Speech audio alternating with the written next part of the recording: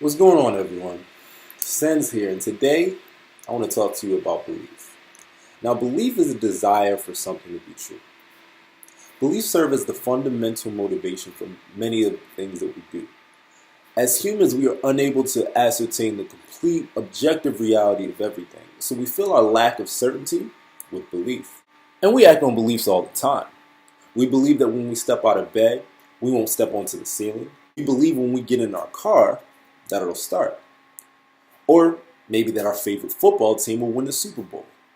We hold beliefs about practically every aspect of our lives, including religion, sports, even food. What may be arguably more important than the content of our beliefs are our attachment to them. We have this fundamental democratic understanding that we have the right to believe whatever we want. And understandably so. While facts feel so distant and insipid, beliefs are supported by passion and vigor. Often our beliefs exist in tandem with our identity. It makes us feel real and validated without seeking external justification for our existence. And to a certain extent, it's true. We definitely have the ability to believe whatever we want. And our right to believe is more or less protected under the law. What could be considered morally right is a little more dubious. Beliefs that you hold personally are yours to choose freely. Beliefs that you hold that do not cause harm to others, they're fine. You can believe what you want in that case. But as soon as your belief system has the potential to cause harm to others, your right to believe turns into a responsibility. A responsibility to rise out of the trenches of ignorance and to check yourself. In philosophy, we call this an epistemic or an intellectual responsibility. This is essentially the need for you to have justified, verifiable beliefs. Beliefs that align with reality. Putting a religion aside and focusing on the social political sphere, most people say, oh, well, I can believe whatever I want. Who are you to say what I can or cannot believe?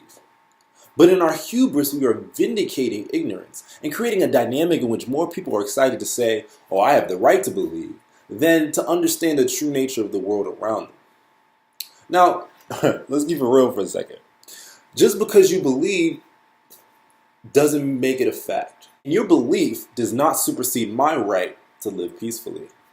So if your beliefs involve any of the following: denying basic human rights to me or any group in which I belong, misrepresenting me in any way, disproportionately subjecting my group to some sort of punishment, or ascribing moral reverence to someone that is oppressing me, I don't respect that. And I especially don't have to respect it because it's belief. I have to resist by virtue of my existence. In this country, we recognize the need to protect yourself.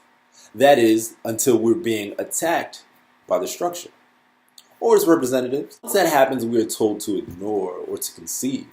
But nah, my proclivity towards survival is the same no matter who's attacking me. Beliefs and opinions aren't unassailable.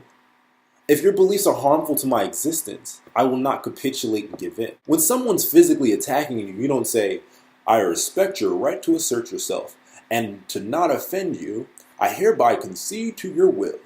No, you hit them back, harder and more often. And while I'm not condoning violence in this instance, I am purporting your right and encouraging your right to resist and exist. To unabashedly call out false beliefs when those beliefs put your existence in jeopardy. No one's right to believe trumps your right to exist in peace. And the vigor by which you hold on to your beliefs don't make them true. So, check yourself. Most importantly, protect yourself. Keep resisting. Thanks for tuning in. See you guys next time.